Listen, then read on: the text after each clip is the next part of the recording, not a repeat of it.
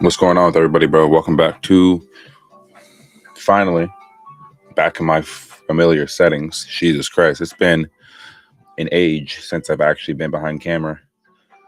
And got on stream, bro. Last week was a pretty hectic week with work, getting updates that were changing ownership and management at work. So I've had a lot of stuff on my mind in regards to that. You know, also with family stuff, expecting a kid at the end of the year. So a lot of my attention right now is on that. And I just want to be able to spend time with my family as much as possible. And just finding time to do streams lately hasn't been the easiest. But, I'm glad to say that I'm back for right now, as often as I can. I did a stream on Saturday at lunch, and it was pretty good. Had some people come in there, ask me about the World Cup, and we will be talking about the World Cup in this stream as well. Argentina play Austria, France play Iraq, France play Senegal, and then the late fixture you got Jordan versus Algeria. So there's 4 games today. Pretty interesting stuff that we're gonna see in these games. The games yesterday were absolutely outrageous, bro. Cape Verde drawing with Uruguay 2-2. You got Belgium again, another disappointing team in this World Cup. The once labeled golden generation, bro. It really shows that Eden Hazard was really the shining light in that entire nation when it came to Belgium's hopes of ever winning a World Cup. Spain absolutely ripping up the Saudis yesterday 4-0. Spain finally showed itself. About time. I have them actually winning the World Cup and beating Brazil in the final. A lot of stuff's happened in this World Cup. The United States is looking pretty damn good, honestly. You got Mexico, Germany, and the United States all basically confirming that they will be in the round of 32. The United States will actually be playing out here in the Bay Area for the round of 32 matchup. And as it stands, Bosnia would be the team that the United States plays in the round of 32. So we'll see how that goes. That game isn't until July 2nd. So there's a lot of time to prepare for that game. And Pochettino has some stuff that he needs to figure out and who he's going to play on Thursday. Rest players on yellow cards. Christian Pulisic especially. Do you play him in this game? Do you not play him in this game? We'll see what happens, man. There's the World Cup, honestly, for as much ridicule that it's gotten in terms of the hydration breaks, the ads, and, it's been a pretty good World Cup so far. A lot of teams that I expected to do well aren't doing too well right now, right? Like Ecuador, it's crazy, man. Like Ecuador and Turkey, those 2 teams especially, particularly in the case of Ecuador, what a disappointment they've been so far. Curacao absolutely played their hearts out in that game, bro. And I had them getting into the semifinals in Ecuador, but damn, bro. They may actually go out in the group stage. It's just an absolute embarrassment so far what's gone on with them, with Turkey, and another team that whenever they get to a World Cup, they always fold, but not in this fashion, right? Tunisia. Absolutely embarrassing, bro. You lose 5-1 to Sweden, and then you lose 4-0 to Japan. They sacked their manager. You would think a new manager bounce, but it's not a league format where you have time to really implement what you want to do over a longer period of time. At the World Cup, you really got to figure it out in 3 group games if you want to advance into the knockout stages, bro. But even then, Tunisia just looked absolutely out of its depth being at this World Cup, man. And you just wonder like what the repercussions are going to be when they eventually get back to their country, bro. it's absolutely embarrassing. Some of the state of affairs we're seeing with Turkey, with Ecuador, with Tunisia, even Uruguay to an extent, right? I mean, they may end up going out of the group stage. Also, if they don't pick up a decent result against Spain, but Spain looked like all but set to win that group. So we'll see what's going on. Give me 1 second.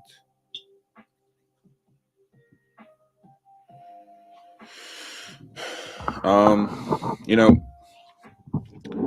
going into some Chelsea stuff here, bro. I mean, it's been a while since I've talked about Chelsea. Actually, the first thing I want to talk about here first, man, honestly, is the Jeremy Doku situation and why this French reporter, a woman at that, right? She decides to rip apart Jeremy Doku for leaving the Belgium camp early because he's going to see the birth of his first child. Now, why does this hit home? Why does this hit home? I'm expecting my first kid at the end of the year, right? If I was in the World Cup playing for the United States and my girl was about to give birth at this point, I'm absolutely leaving camp to go see the birth of my first child. You only get one opportunity for that, right? So going over here, right, we'll go ahead and read this. And like there's a few other clips here, a quote from Ollie Watkins as well that I want to go ahead and touch on because he spoke on it perfectly. And it's why people really need to like stop ridiculing Jeremy Doku for leaving the Belgium camp early because to be completely honest, Belgium will be at the next World Cup. It's not like this will be his only appearance at a World Cup stage, bro. You know, we'll go ahead and maximize this real quick, right? So Francais Piron, I think that's how you say her name, has reportedly been removed from Monday's episode of L'Equipe des Chocs. I don't know if I said that right. After backlash over comments she made by Jeremy Doku, potentially leaving the World Cup for the birth of his child. Piron said, "You can't miss a World Cup, and now you're not going to match and now you're not going to a match to cut an umbilical cord. You have the chance to participate in a World Cup, and there is hundreds of footballers who would kill to be in your place, but you're going to leave all that to go witness the birth of your child, which is a disgusting moment. The father is useless. He only has a role as an extra."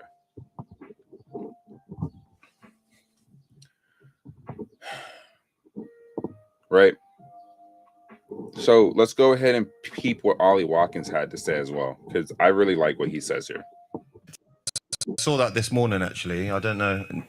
No one in here asked the question, did they?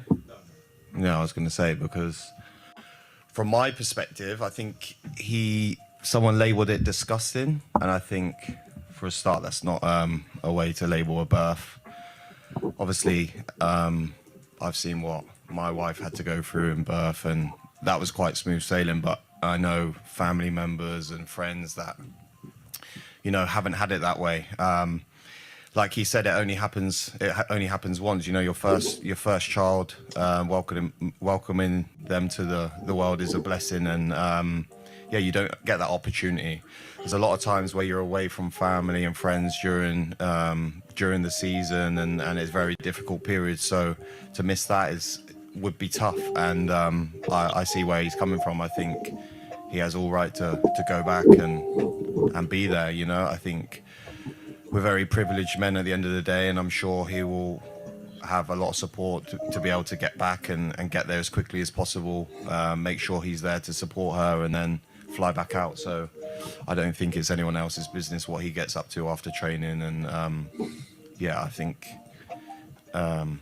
if he goes back and does that, I think that's fair enough. I would want to do it. I've got 2 kids, like I said, and I don't see the problem with it. So let me go ahead here and go full screen for this, because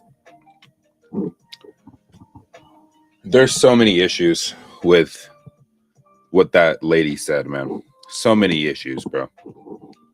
The first thing I have an issue with, the father is useless. He only has a role as an extra. The fuck are you talking about? That's the only role he has. What do you mean by that? Now, there's a stigma about black fathers, right? How they don't show up, you know, they're MIA, all this bullshit, right? I know plenty of black fathers. I'm half black myself, half African American. When I see that stigma being pushed around, and then I see black fathers out there being there for their kids, showing up, providing, it's an absolute slap in the face, not just to black fathers, but to fathers, period.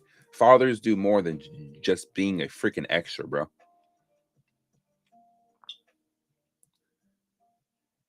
Jeremy Doku has every single right to leave the Belgian camp, go support his wife in a moment where she is completely vulnerable, bro. Vulnerable. I'm expecting my first kid at the end of the year. Right? My first child. You think I'm going to miss that? What? To watch a Chelsea game? For work? I ain't doing that, bro. Absolutely not. The ignorance of some people out there that think that footballers would rather play in a game than see the birth of their first child is absolutely diabolical, bro. Absolutely diabolical. Jeremy Doku, bro, I commend you. I absolutely commend you for taking that role, leaving the camp, going to go support your wife in that moment, and holding your kid, bro. You can't take that moment away from anybody, especially from a father. I'm a stepfather, right? But when I have my first kid in November, it's going to be a moment that I'm never going to forget, ever. What people need to understand is that if you don't have kids, but you're a human being, you should understand what it means to hold your kid, bro. In a moment that they need you, be there for your wife in the moment that they need you, bro. Your girl.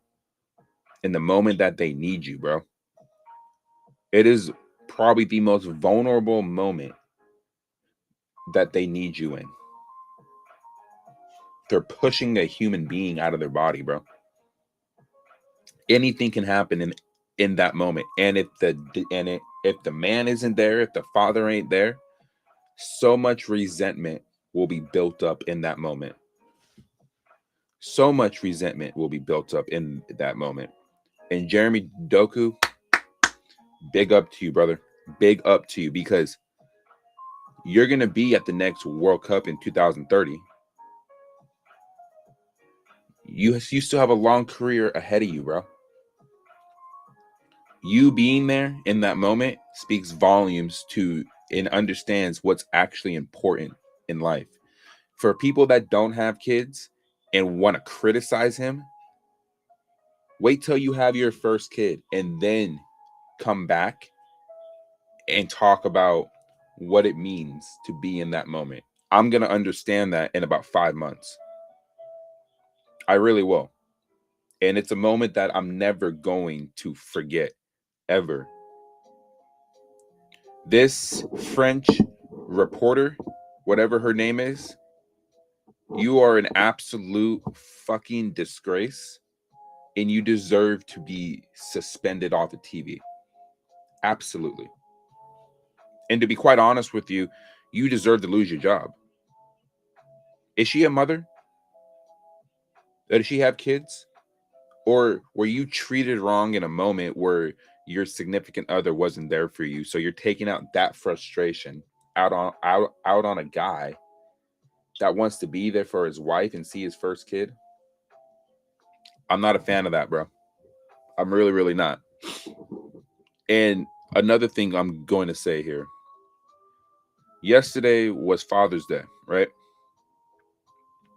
You know how many posts I saw of women degrading some fathers out there because they're separated? I know a few of these people, right? Some of the bullshit I saw yesterday was ridiculous, bro. There's too many women out there that want to take credit on Father's Day when I know these fathers personally, and they're always there for their kid, regardless of how the relationship is between the mother and the father. They show up for their kid, but you want to sit there and disrespect the men on that day that actually show up. There are fathers out there that can care less about their kids. I'm not saying that there aren't men out there like that, but some of the stuff I saw yesterday where they say single moms should be appreciated on Father's Day, no, absolutely not. You guys have a whole specific day dedicated to you guys. If the father is present and he's showing up, regardless if you're in a relationship or not, do not take credit on that day. Y'all need to stop doing that shit because you don't see fathers or men doing that on Mother's Day. So why are women doing that on Father's Day? Don't do that. Like, stop doing that shit, bro. It's irritating to see. It's self-centered and it's egotistical as hell that you guys continue to do that shit. When there's brilliant fathers out there, great fathers out there that aren't in the relationship with the mom, but they show up. Stop doing that. You guys have a whole day dedicated to you guys. Knock it off. Like, seriously, it's so frustrating to see that shit, man. It really, really is. And to the fathers that don't show up for their kids and that are out there taking a piss, thinking about themselves and letting their kids suffer, you guys are pieces of crap, pieces of shit, realistically. The last thing I'm going to say on this Jeremy Doku thing, some of the people in these comment sections, like I keep on saying about these guys, keyboard warriors, living in their mom's basement, can't get any play, don't have a job. Like I'm going to keep saying, until you guys experience that first time of holding your kid after they're brought into this world, you guys will continue to be living in the same situation that you're in because you guys don't have any education and you guys are just arrogant as fuck. Like, talking about this shit, bro, and seeing the support that Jeremy Doku has gotten since those quotes have come out speaks volumes it speaks volumes knowing that people understand what's more important out here, and that football at the end of the day is just a privilege, but you don't get to see your first kid being born ever again. That's one moment that you can never take back. You may have other kids, but there's something different about that first kid being born that really wakes you up and it humbles you. And that's what it's going to do to me in about 5 months. So again, Jeremy Doku, big up. You deserve this. You deserve to go be with your wife, be with your family, and support her. You're not going to miss any other World Cups, bro. You're really, really not. But this French reporter, Belgian reporter, whoever she is, you are an absolute disgrace, not just to sports media, but if you're a mother, as a mother, bro, like you really, really are. Saying that the father is useless, he only has a role as an extra, is absolutely disrespectful. It's absolutely disrespectful to say that to men that are actually present in their kids' lives and that are actually supporting their girl in that time. It's absolutely disrespectful, bro. So yeah, she deserves to be off the air. She probably deserves at this point to lose her job as well. And I'm not for some. I'm not a person that wants to see people lose their jobs and lose income. But when you make comments like that, you don't deserve to be on TV, and you don't deserve to be making any kind of money at that point, because it's inhuman to say that. It really is. But I'm gonna pivot away now from the Jeremy Doku thing, bro, because I feel like I'm just gonna continue to go off on it. And me being a first time father, bro, I'm not I'm not about to be really saying how I actually feel about this shit. It's ridiculous. I'll be damned if somebody tells me that I'm an extra in this situation. Y'all can go kick rocks if you think I'm gonna be an extra in my kid's life. You're fucking crazy if you think that. I'm already present for my stepdaughter here. You think I'm gonna be an extra in my kid's life? You're tripping, bro. Absolutely losing your marbles if you think that. But getting into like the Chelsea stuff before I go back into talking about the World Cup. So there's been a few things here that I'm going to touch on. So let's go ahead and maximize this screen real quick.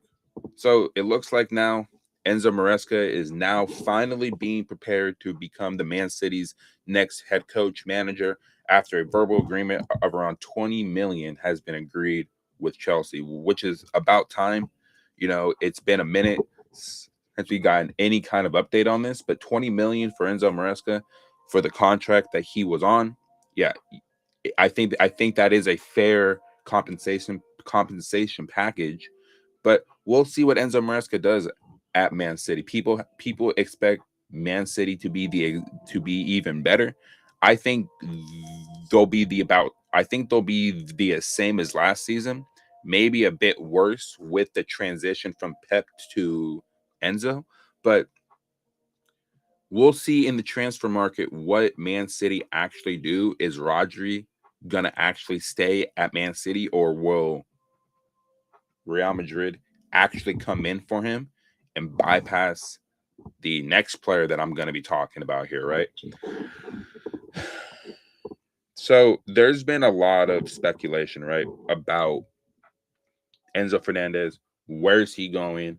Is he going to stay at Chelsea? Personal terms have supposedly have been agreed to, but then I pull up this thing right now. This was from June 20th, and it's like I said, I haven't been on stream a lot lately, but I've been seeing a lot of updates on this, right? Real Madrid have not opened talks for Enzo, haven't agreed personal terms, and he's just one of the four names being mentioned. They need to complete some sales, and then they will decide on who's the best option to go for. This isn't another Cucurella deal done in 48 hours. Well, for one, it's going to be a lot more expensive to get Enzo Fernandez to Real Madrid, for one. Two, he's at the World Cup, right? And he's already publicly said that to his entourage that he doesn't want to talk about his transfer saga, his transfer or whatever, because he wants to keep it sorely focused. He wants to keep it focused with Argentina right now, and I don't blame him. When you're trying to go back to back in the World Cup and you're honestly one of the key players in the squad, you're not going to sit here and want to entertain any kind of distractions, right? Then we pull over here, right? Enzo and Madrid have reached an agreement on personal terms, which contradicts what dude said in the previous post. Jorge Mendes, Jose Mourinho's agent, met with his agent, Enzo Fernandez's agent. Enzo does not want his entourage to talk to him about the transfer market. He wants to focus on the World Cup. So it's like, who's really right here? Is it Fabrizio or is it ESPN Argentina? This is my stance on it, right? I keep saying that there's a 50-50 chance that he either stays or that he leaves. This story is going to ramp up depending on how far Argentina actually go in the World Cup. They actually started playing now. This is my thing. If Chelsea are going to stay firm on the 120 million asking price and Real Madrid don't want to pay up, he's going to stay. But if Real Madrid offer a player plus cash, Enzo is gone. You see what I'm saying here? It's either Real Madrid pay 120 and Enzo pushes as hard as he can for the move away, or Real Madrid offer a player plus cash to get him off the books at Chelsea and over to Spain. It's really just a matter of what do Real Madrid want to do, because Chelsea's asking price is firm at 120. What do I want to see them do? I prefer if Enzo stays. I've been clear on that. I've been saying this for the longest time. He's too important of a player and too key of a player to what Chelsea do. And especially under a new manager, I would hope that he gives Xabi Alonso a new opportunity, a chance to actually play him in the position that he wants to play in. If he wants to play more advanced, I'm sure Xabi Alonso can find a way to have him play more advanced. But if he wants him to play as a deep line playmaker, I'm sure Enzo could do it, but I've read that he really wants to play in the more advanced role. Now, is he more suited to play in the advanced role? I think he is, but he's also excellent at playing in that deep line position. As long as you have a strong number 6 next to him, he can play in both roles. It's really just a matter of what do Chelsea want at the end of the day? Do they want to keep him or do they sell him for 120? Because realistically, I don't think they want a player. I think they want the full 120 million. But it's like I keep saying, nobody is paying 120 million for Enzo Fernandez, bro. No one is doing it. And it's not because he's rubbish. It's not because he's shit. It's because the asking price is too much. I've said a deal of 85 to 90 plus add-ons would get that deal done.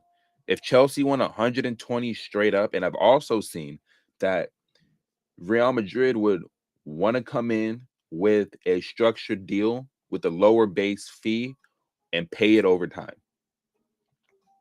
But if Real Madrid have 3 or 4 other names on that list and he's one of those 4 names, who's to say that he's going to get chosen as that one name to leave? I keep on saying this about Enzo, bro. It's like the fact that Enzo Maresca left, I think did affect him personally, but I think his comments about what he was saying about him ultimately sealed his fate. But at the same time, him saying he wants to live in Madrid wasn't the reason why I think they want him out. I think it's just because of how he handled himself when it came to talking about the former manager, the former coach. That's where I think the club is villainizing him and they're making him seem like he's the ultimate reason why he has to leave. Enzo wants to leave because he is ambitious. Enzo wants to leave because he wants to be in the Champions League. Enzo wants to leave because he wants to win silverware. And Chelsea, as of right now, are not in line to win any pieces of silverware next season. Will they make an odd cup run? Sure. But what I want to focus on, if I'm as a Chelsea fan, bro, is being consistent in the Premier League right now, because we're not in Europe. And if we do make an odd cup run, you go win the FA Cup, you go win the League Cup, you go win something, because the Premier League is not happening. I don't care about all these comparisons about when certain teams got promoted and then Chelsea won the league. Like, no, I'm tired of seeing that crap, because we need to be realistic with what we're asking of this team right now. It's not the Roman Abramovich Chelsea where, you go into the transfer market and then you go get the necessary players that the manager wants. We still don't know if Xabi Alonso is going to be able to actually get players in that he wants. We don't know that yet. And this is why you've seen a lot of the links with players die down. because the World Cup is going on, and a lot of these players are not going to realistically be able to assess their options. The only player who was able to assess options and immediately leave was Mark Cucurella. And Mark Cucurella, for a guy that said he would rather shave his head than play for Real Madrid, ends up going there.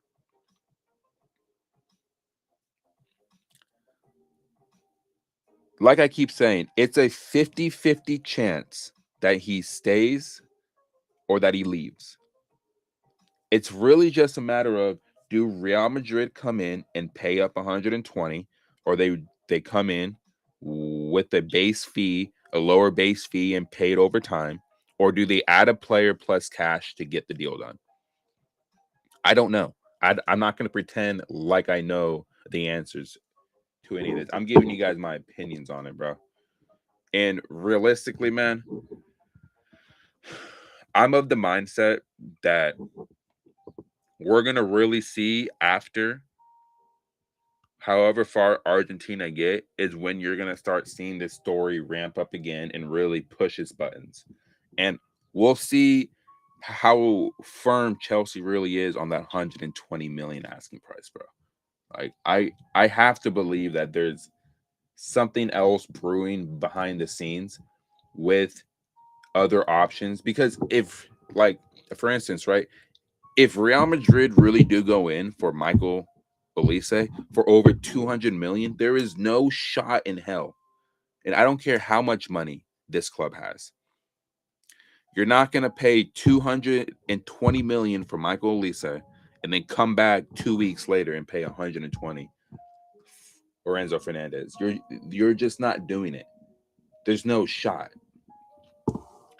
I do think realistically,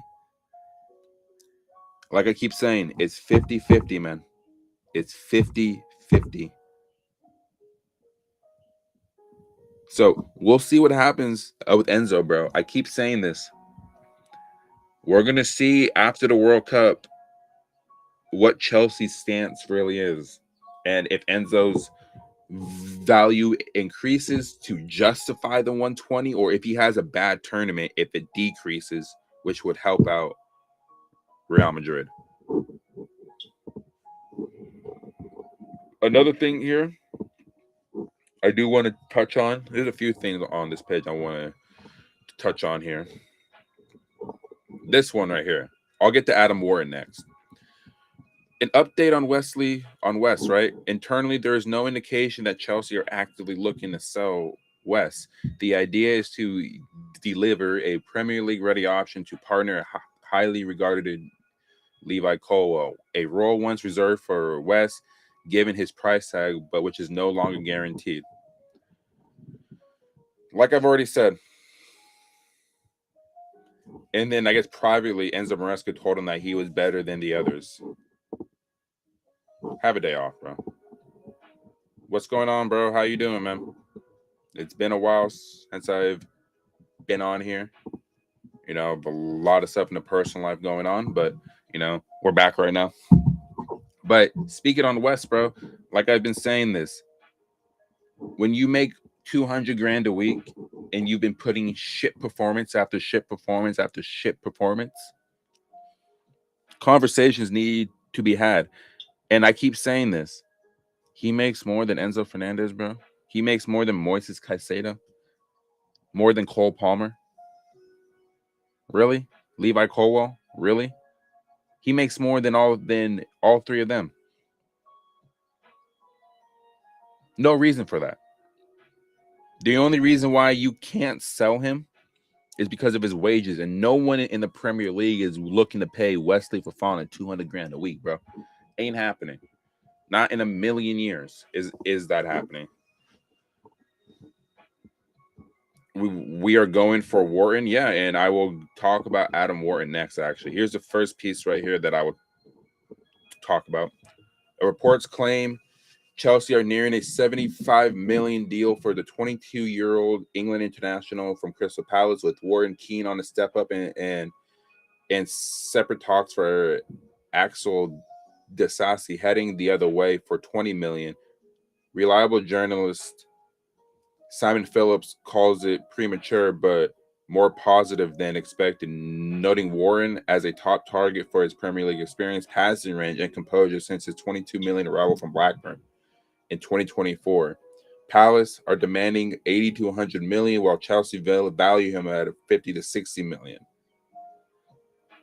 I don't think he's worth 50 to 60. I think he's worth probably closer to 75, maybe 70, leaving a gap as Xabi Alonso eyes midfield reinforcements amid Enzo's exits. Skeptics like fan accounts dismiss it as hype. Do I dismiss this as hype?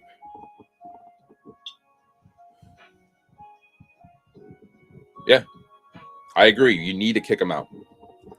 But are we considering this hype? I don't think so. So here's this also piece here, right? Chelsea have laid down the groundwork on a deal to sign Adam Wharton. He is seen as the Enzo Fernandez replacement in terms of caliber and being a high-profile name. The Argentine would need to depart before Chelsea can push for Wharton or another replacement. It's unlikely that a player will go for that 100 million fee that is being quoted. Wharton's agent is involved trying to get the fee to be more reasonable, which is, like I said, and then we back in 2024, we were preparing a 25 million pound move for Adam Wharton after Paul Winstonley washed him last week. And it's crazy because Paul Winstonley is a fucking joke. But his performance against Chelsea sparked interest. We had a chance to sign him back in 2024. And give me a second.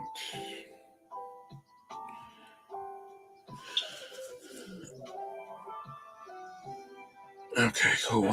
But I mean, speaking on Adam Wharton, I've been asked a lot about him. Think we will get Wharton between 60 to 75 million. So speaking on Adam Wharton, I've been asked a lot about this, honestly, about his profile, about what he can bring to Chelsea, what he can actually, what he can do that Enzo wasn't able to do. I think the goal scoring is what he doesn't have. But if you're looking at the entire package of what Adam Wharton does, he has the passing range. He has the vision. I think he is a leader, a quiet leader. He's not vocal, in my opinion. But his play will dictate what you're asking for. I think a partnership of him and Moises Caicedo would honestly be very good. I do think if you're bringing him in, which means Enzo is leaving, and at that point, I wouldn't mind that at this point because it's like I said, it's 50-50, but if you do end up selling Enzo, this is the ideal replacement. I said Bruno G at Newcastle would probably be another option, but after seeing him play in the first game of the World Cup, I don't think he has the mobility to really take that next step up to go play at Chelsea or whatever, right? But Adam Wharton would be a very interesting deal to get done. And I think it's a player that a lot of fans were asking for a while ago. A player that I didn't really rate highly until I've seen him play this season. And he's been exceptional. Exceptional. I think he's one of the better deep line playmakers in the Premier League because of his passing range, bro. And I think he would fit perfectly in a Xabi Alonso style system. For 60 to 75 million, that's a deal I would probably get done. I would look to do it. You sell Enzo, you get Adam Wharton in. I think I would be, me personally, I would be okay with it. Other people would be over the moon for it. I would be okay with it. I love Enzo. I think he's a great player, honestly. But if your head is turned and you want to go be more ambitious and go to a bigger club at the end of the day, which they absolutely are, then yes, go ahead and do that. I'm okay with that because I want to see him at the end of the day just be successful in his career. Adam Wharton coming in, being an English international, There's going to be an English tax, a Premier League tax, fine. But you bring him in, and he immediately, in my opinion, walks into that starting 11 immediately. I think the days of Andre Santos, Romeo Lavia, I think are over with, bro. I think the days of Andre Santos and Romeo Lavia, I think they're cooked. If Adam Wharton does walk in, and you do have Barco also, I think the only player that you have a question about is Barco, because you don't know what he's going to be able to do in the Premier League right now. Wharton will allow Caicedo, Santos, and Barco to go ahead and allow him to dictate possession. Yeah, I also agree with that. But I think if you had that midfield of Caicedo, Barco, and Wharton, I want to say, like, where's the creativity actually at? Where's the goal scoring in midfield coming from, right? Because I think if you want to win titles and you want to win pieces of silverware, you need to have a goal scoring midfield player. And honestly, like, you really do. I think it's important to have that. If he becomes half the player Xavi was, our midfield will dominate. I say this because he has dissecting passes from deep in midfield. Yeah, he does. I've seen the passes he made, particularly last season, and they were needle threading passes that will open up a defense like they haven't seen, right? It's almost Kevin De Bruyne-esque passing that you're seeing from Adam Wharton. But if you're going to play with Cole Palmer, say, in the 10, is Adam Wharton and Caicedo the strongest duo to be in behind? It's just a question I have. I'm not disregarding it. All I'm saying is the combination of Wharton and Caicedo with Palmer just ahead of him, is that what you're looking for?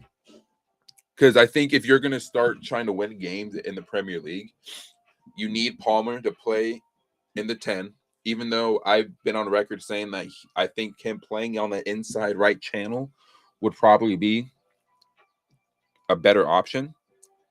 But I've also want to see who we get on the wings, right? Because I think if we go back to a midfield 3 with 2 wingers and then a striker, I think Chelsea will be a lot better going forward. I really do.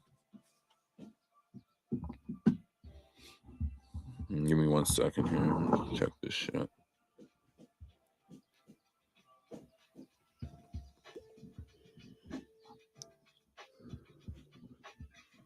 So far, Argentina and Austria are still tied 0-0.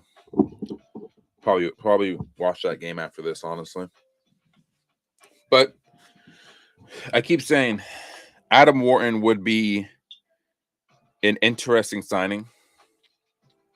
It's just a matter of how much do you really pay for him, and will he succeed at Chelsea? I would really hope so, because I don't think Alonso really has a lot of leeway in terms of if he gets off to a bad start. We all know how this fan base will turn, but it's not going to be his fault.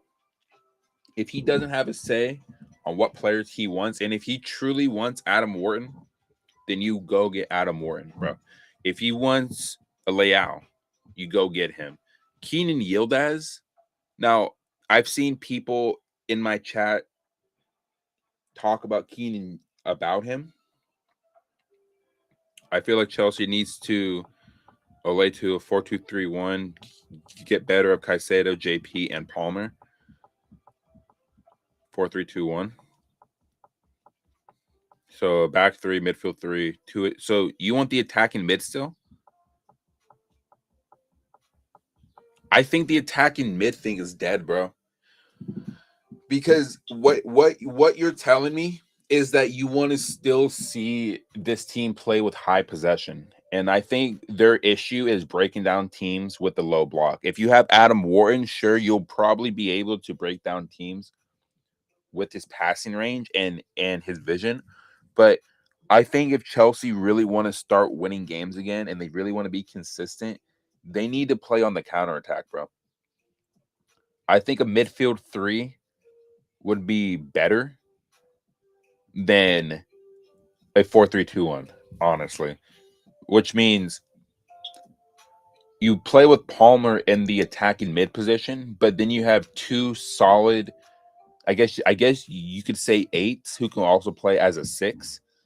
But I want to see Caicedo play more advanced, honestly. Like, I think if he really wants to accelerate in his career even more, Caicedo should be used as a box-to-box player. Like, when he plays for Ecuador, he's that box-to-box player. Even though Ecuador have been looking horrific, honestly, they can't finish off a chance to save their life, bro. But if you go ahead and you go get a Leao, or you go get dude from Turkey, like honestly, Keenan Yildiz, bro, and watching them play these two World Cup games, there's been people coming into the chat saying that we should go all in for him. I'm not convinced, man. I'm just not convinced by him. Keenan Yildiz is not a player that I'm convinced by. Will he be great in the future? Sure, but I think for 100 million, I'm not going anywhere near that. I'm just not. If this was Arda, I would absolutely pay 100 million for him because I know what I'm getting from him. Absolutely, but Keenan Yildiz, I don't know, man. I just don't know about him. Palmer and JP inside 10s from right side from left wing backs who provide width. So you got João Pedro as the left-sided 10, Palmer on the right. So then who's your striker then? Is it Jackson? I mean, Nico Jackson hasn't even looked too great in the World Cup, bro. And I've been saying that he needs to come back, honestly. What about Esteval? Where's he playing? At right wing back? I don't know, man. I just don't know. See, the problem is, I think, and I see like what you're saying, bro, when it comes to your formation, but I think Chelsea need to go back to having two dynamic wingers, two elite wingers, bro. And like João Pedro, for me, is a striker at this point. And he's even said he would rather play in the 9 than play in the 10. And I want to see Esteval on the right wing, bro. I think with his chaotic play, his dribbling, his shot taking, Esteval isn't starting many matches this season. I think once he comes back and then we go to the wingers, I think he's not going to start every single game because you shouldn't be starting a kid who at that point will be 19 in the Premier League week in, week out. But in the future, the following season, the season after that, he's going to be that starting man on the right side. Like he has to be. Like you don't sign him honestly to just be playing every other week. You had a vision in mind that he's going to be that right-sided, left-footed player who's going to be on the right wing week in, week out. But he needs to get back to full fitness, and he needs to honestly not have the entire load on him. Like João Pedro had an entire load on him the entire season, and we saw what he did. Esteval, I think, if he can get his hamstrings right and Xabi Alonso has a plan for him and he wants to go back to the winger setup, because I just think if you're playing with two attacking mids, what you're telling me is that you want to play with high possession. I think Chelsea are a lot better on the counterattack, bro. I just like that's what I truly think, man, is that if we play on the counterattack more, it's more difficult for teams to actually play against us. This is why we've won pieces of silverware in the past, the Club World Cup, the Champions League. We played on the counterattack, man. And I want to see, and I don't mind. In some games, Chelsea will have a lot more of possession. It's a given. But if you're playing teams like Arsenal, if you're playing teams like Man City, if you're playing teams like Man United, playing Liverpool, right? I would like to see this team play on the counterattack, bro. Because I feel like we have the necessary pieces, particularly on the right-hand side and with João Pedro, that you can play on the counterattack. All I'm asking for is to go get an established left winger that can actually cook, bro. This is why I'm saying Rafael Leao.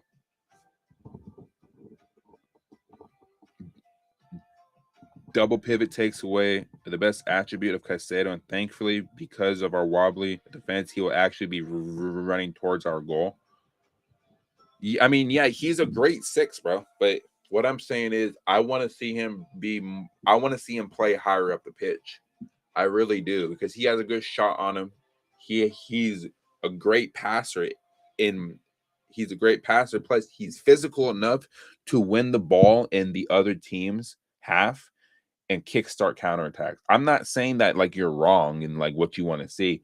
Like, you're entitled to what you want to see, but to like what I want to see is this team play on the counterattack. This is why you need to go get 2 center halves. This is why you need to go get a solid goalkeeper. This is why you need to go get a solid left winger, bro. Because if you have that and you have that spine, Chelsea playing on the counterattack would be devastating. This is why I'm saying, go get Leao. I don't want to see Keenan Yildiz at Chelsea, bro. I just don't think he's going to be able to really cut it out. And I think it's not going to be another case of Mudryk, but it's my fear that you pay $100 million for him and he never gets it going. Never.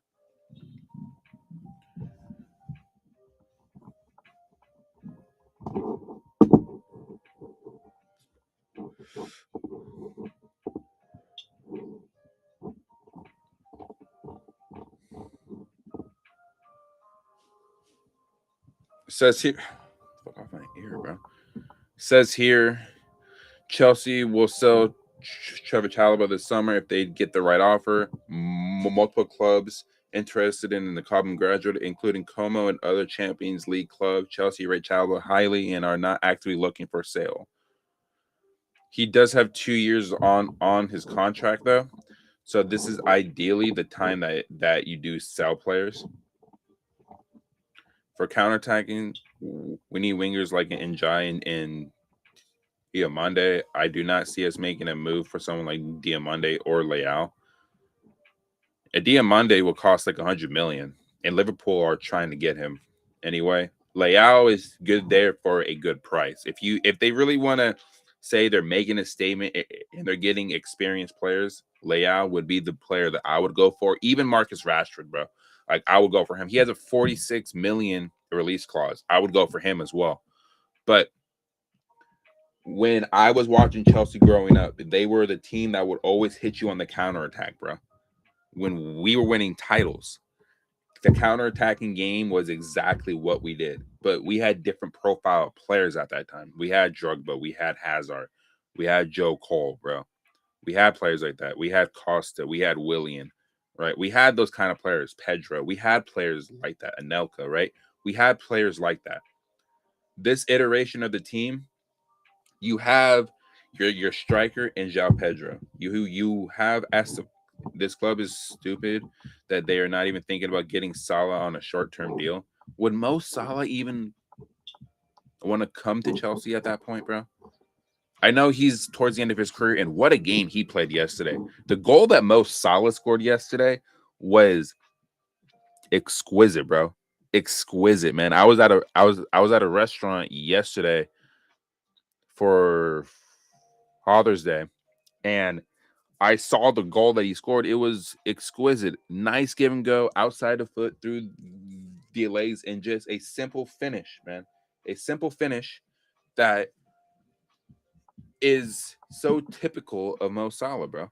So typical, but Mo Salah on a short-term deal, even if it's like a 1 or 2 year deal, would be nuts, bro.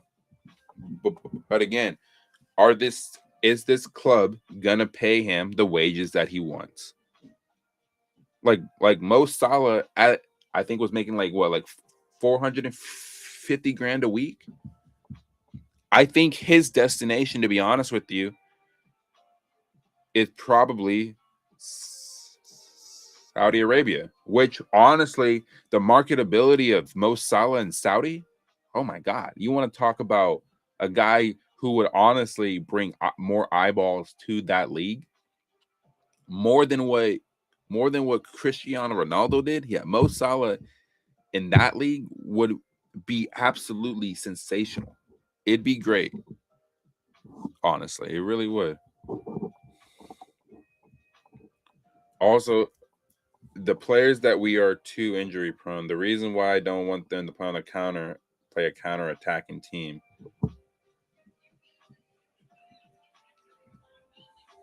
Yeah, I see what you're saying. It's just my thing, bro, is that this team has a hard time breaking down low blocks as it is. And I can't go through another season where Chelsea have 70% of the ball and they don't break teams down. They're passing around the box. They're passing back. They're passing between their 2-8s. Like, I can't do it, bro. Like, I want to see this team take a risk, take chances, shoot from outside the box, put balls in the box, be clinical, bro. Be stout defensively. That's what I'm looking for. This is why I'm saying get 2 center halves. Go get a good goalkeeper, bro.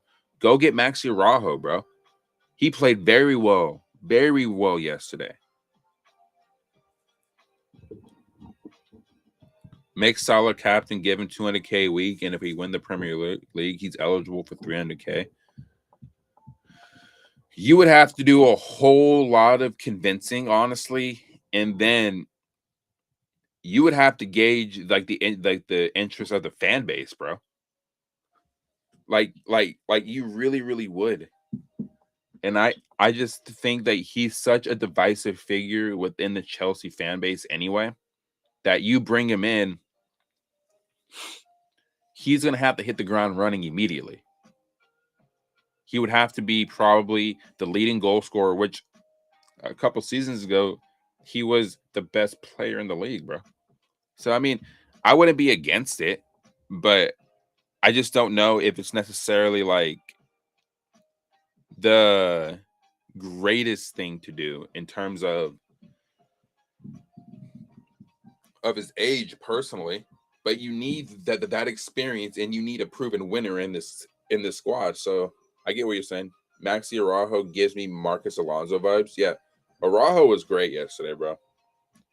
He's the only player on Uruguay right now that is actually doing something. a great goal on the first goal. He's instinctive too as a left wing back. And then he provides on the second goal. You don't have Marc Cucurella anymore. Maxi Araujo would be the perfect replacement for Marc Cucurella. And I'll be honest, bro. Alonso was severely underrated when he was with us. Severely underrated. Great free kick taker as well. Severely underrated. Severely underrated, man. I think Maxi Araujo would be a shrewd signing, man. But we'll see if Sporting realistically want to do any kind of a negotiation for it.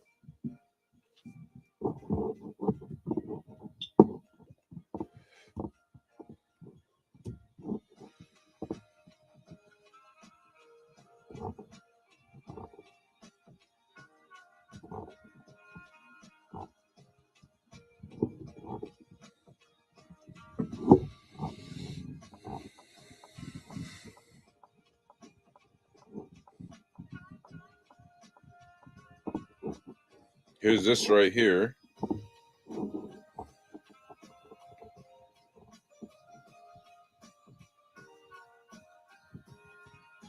We made Seska blue. Salah is a blue to begin with. The thing is, we need to walk that mile. You're going to have to do a whole lot of convincing on his end. On Chelsea's end, you're gonna have to convince him, bro, that Jose Mourinho, for one, isn't here anymore, and two, you have to make him a shit ton of promises, bro, in his contract. I think if you're willing to do it, it's like I said, I wouldn't mind him back at the club, bro. I think Mo Salah would honestly rip up as a blue again, but it's just a matter of Chelsea have to convince him, bro.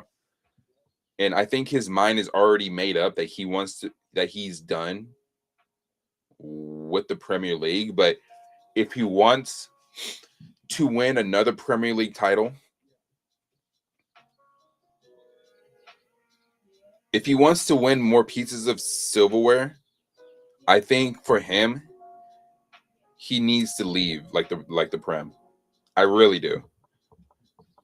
But it's like I keep saying, I wouldn't mind him, bro. So I'm gonna touch on a few more things before I go here, because I do want to watch this game, honestly, between Argentina and Austria. Chelsea and Crystal Palace are closing in on a swap deal, it looks like.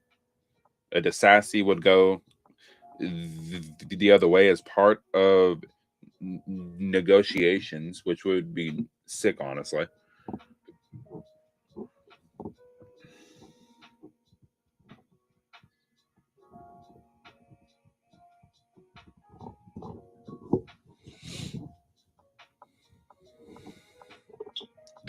See this part here. This part here. Now, I'm going to talk about the World Cup for a second. There are generally still Chelsea fans out there that are hating on Pochettino with the United States, but will root for the rat Maresca over at Man City. Maybe they deserve Blue Co. Let me just say this, and I'm going to go full screen here before I'm out of here, honestly.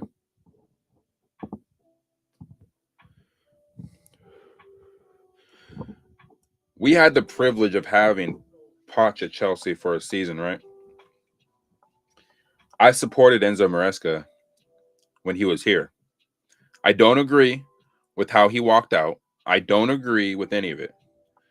I just believe that he got this team playing in a way that we haven't seen. That's how I view Enzo Maresca. Now that he's at Man City officially, I can care less about the guy, right? Pochettino with the United States, on the other hand, I'm rooting for this brother. One, because I'm American. Two, he managed at Chelsea under this disgusting ownership, right? He's got the United States playing in a way that I haven't seen in a long time. There's belief in this U.S. squad, bro. There's belief. Like, there's actually U.S. fans out there that think that this United States team can actually win the World Cup. Do I believe that? No. Because I think once the United States plays a team that can punish the mistakes that this U.S. team is making, it's going to be a tough game for them, and it's going to be a reality check. But as it stands right now, the United States have a pretty good path of getting to a quarterfinal, bro, and a semifinal. If the groups stay as they are, the United States could possibly play Bosnia in the round of 32, the Czech Republic in the round of 16. I'm sorry. The United States could absolutely make a quarterfinal, and then we'll see what happens, right? Because once you get to that quarterfinal stage, that's when you start seeing things that you don't expect to see. Morocco got to a semifinal of the World Cup in the last World Cup. I have the messages. Lionel Messi just scored for Argentina. Argentina are now up 1-0. It looks like it was on a counterattack. Lionel Messi's over here really trying to win a second straight World Cup, bro. We'll see what happens. Who got the assist for that?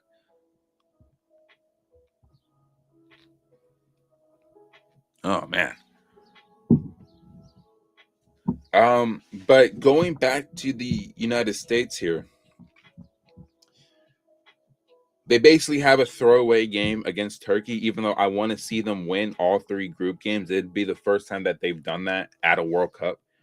Just finish out the group stage strong. Get to the round of 32. Whoever you play in the round of 32, you need to win that game. Because once you get to the round of 16, and say it's the Czech Republic, say it's like, who else is doing decent right now? Say it's like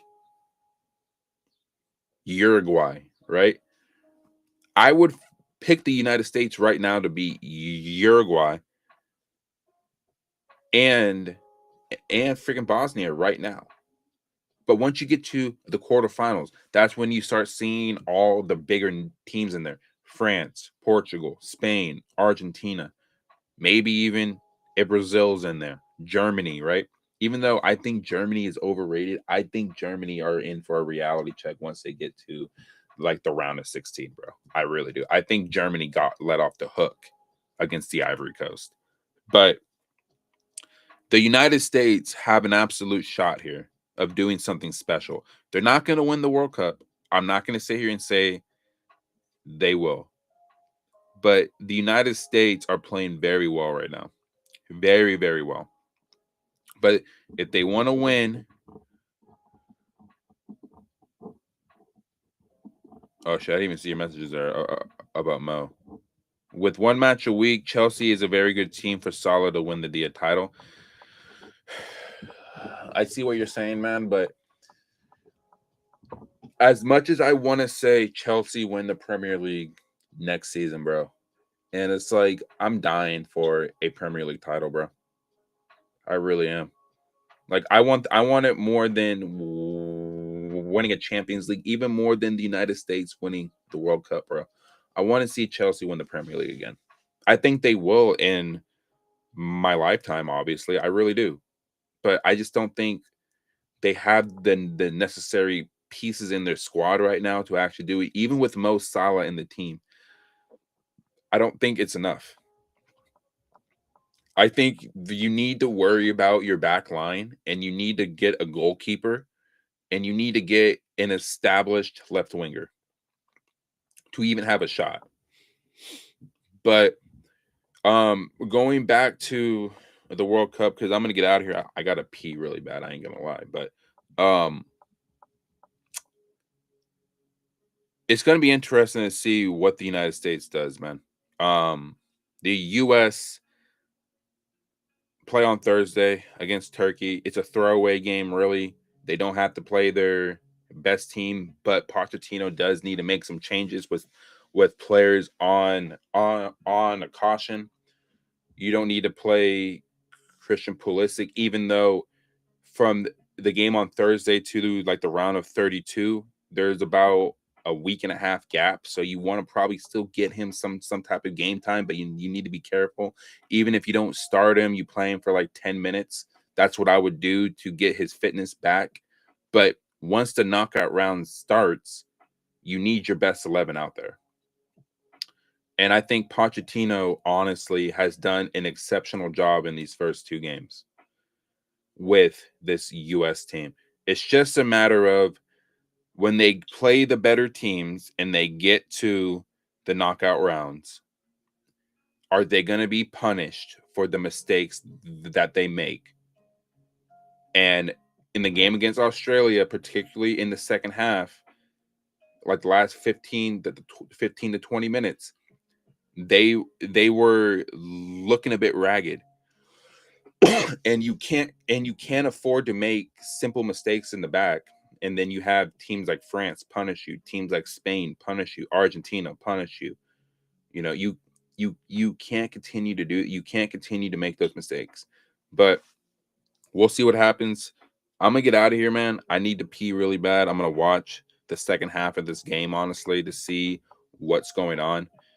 Argentina, as I just said, took the lead.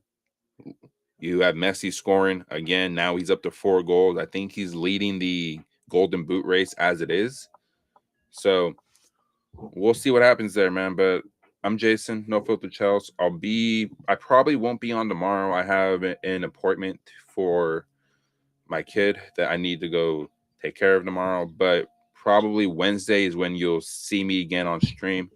I do appreciate everyone being patient and all that. You know, my channel has slowed down a little bit in terms of content, but I should be back up and running now. Yeah. But with that being said, I'm Jason. No Filter Chels. Drop a like, comment, sub, share the stream, and